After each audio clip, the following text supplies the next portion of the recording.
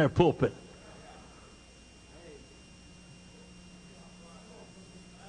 We see the dual chancels. I was out in Idaho preaching. Had one pulpit way over here, one pulpit way over here, and a worship, so-called worship center in the middle, where I was preaching for a convention. And the young preacher said, Dr. Hyles, why do they have one pulpit over there and one pulpit over there? I said, son, that's easy. Over there, they read the Bible. Over here, they preach. And what they preach over here is so far from what they read over there, they have the pulpit divided. The pulpit's dividing from each other. I was preaching at a convention in Wichita, Kansas, and they had me way over there preaching, way over there. And they had a worship center right here in the middle. And I started, and I couldn't get going. I just couldn't get going.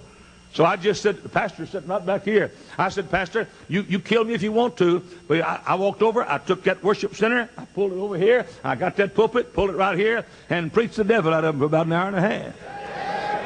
You see, and by the way, that's what's on the way. But you say, well, we don't have a divided chancel. We don't have pulpit over here. Pulpit. No, what you do is in cantata time, you don't even leave the preaching pulpit on the platform. I'm not against cantatas, just don't have them during preaching time.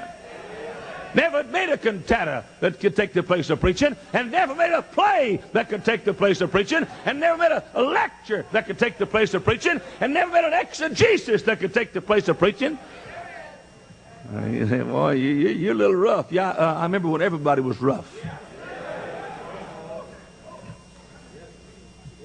We see these soap opera women watching their filthy sex-oriented soap operas in the afternoon. Have a little hard time getting used to that. Remembering the old-fashioned mothers used to read the Bible to us for the hour. We see the new Bibles, Living Bible, which is dead. Revised Standard Version, which is a perversion. We see the Amplified, the Moffats, the Good Speed, the Bad Speed. And we see the American Standard. Yeah, I said American Standard. Yeah, ASV. And somehow we have a hard time getting used to this new modern, newfangled temple when we happen to remember the days when every preacher that stood up to preach in a Baptist church had a King James Bible and hadn't even found out there was any other kind.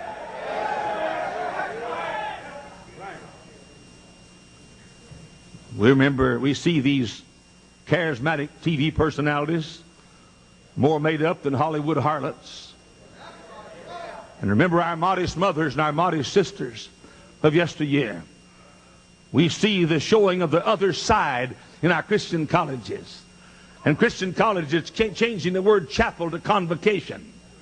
And changing the word soul winning to some kind of other activity in order to get some money from the government. You say, you talking about? Yes, I'm talking about him. Yeah, that's exactly what I'm talking about. Let me tell you something. If we don't get back to the old-fashioned fundamentalism, faith of our fathers living still, in spite of dungeon fire, the only hope for America is not the Oral Roberts crowd, and not the charismatic crowd, and not the Southern Baptist crowd, and not the non-denominational crowd. Old-fashioned hellfire and damnation Baptist preacher. That's the hope for our country. It's awful hard for us to get used to this modern kind. We saw the old temple. We got some folks here that saw this conference advertised, Dr. Beebe. They didn't know we were like this. I mean, we got men here about to have twins.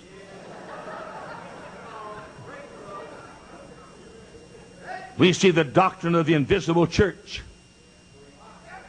which originated in the Catholic Church, which means universal. Came down the Catholic churches, the Protestant churches, and down the non-denominational people. And we see the doctrine of the invisible church. And by the way, many preachers in this room believe that heresy of the invisible church, for which our Baptist forefathers fought Catholicism, and for which they bled and died in years gone by. And we see the invisible church being emphasized. And we remember, brother, years ago when the old temple was here, when Baptists were Baptist and proud to be Baptist. We see the de-emphasis of the blood. MacArthur and his crowd making light of the blood. We recall when the old-fashioned preachers used to preach on the blood. I can hear my preacher right now.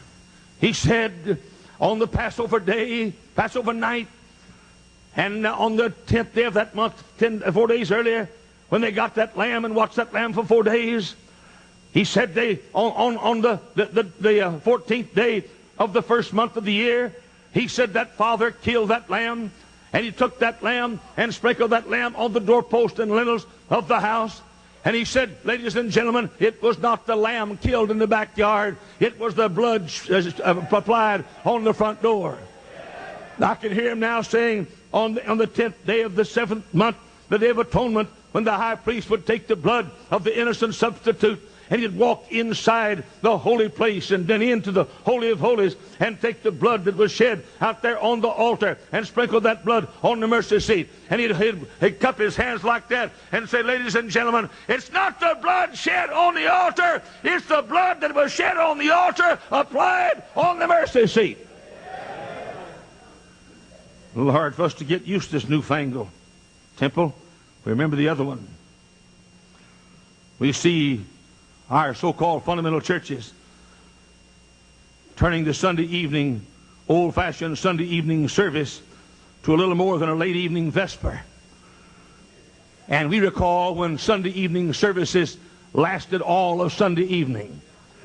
We didn't make it easy so they could go home and watch the 8 o'clock ball game or go out and eat after the service.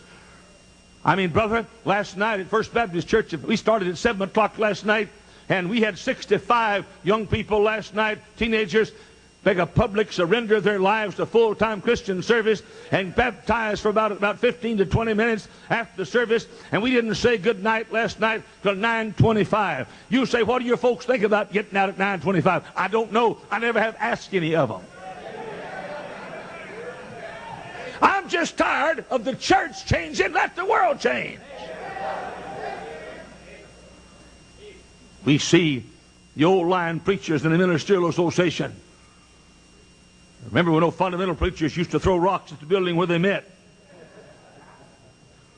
We see these pant-wearing Sunday school teachers. And recall when ladies were ladies and proud to be called ladies. We see the dial of prayer. And remember, all-night prayer meetings. We see the calm exegesis of the Scripture. And remember old-fashioned preaching. You've heard me say it across this nation. The thing that is destroying fundamentalism is our boys are walking down the aisle to learn to preach in churches like this, in services like these, and in revivals preached by old-fashioned leather-lung preachers, and they're giving their lives to preach the gospel, and we're sending those people away to some college, even a fundamental college, and some professor teaches them, some theologian teaches them how to preach. Brother, at Hyles Anderson College, only people that teach you how to preach are old-fashioned, hell-raising, barnstorming, window-rattling, shingle-pulling, hellfire and damnation preachers. America's going to hell tonight. We don't need exegesis. We need preaching. Boy, the old preachers that didn't even know the top button on their shirt was there. I've said it across America. Any preacher that buttons the top button on his shirt's not right with God. If your pastor preaches next Sunday morning, there's some men right with God. They just got right with God, but they're right with God. If your preacher preaches next Sunday morning with his collar button, the top collar button, join somebody else's church Sunday night. There are a lot of us are sick and tired of what's going on. And brother, a lot of our battles are being pointed toward a few of us individuals, when the truth is, you got a bunch of folks shooting at the old-time religion these days.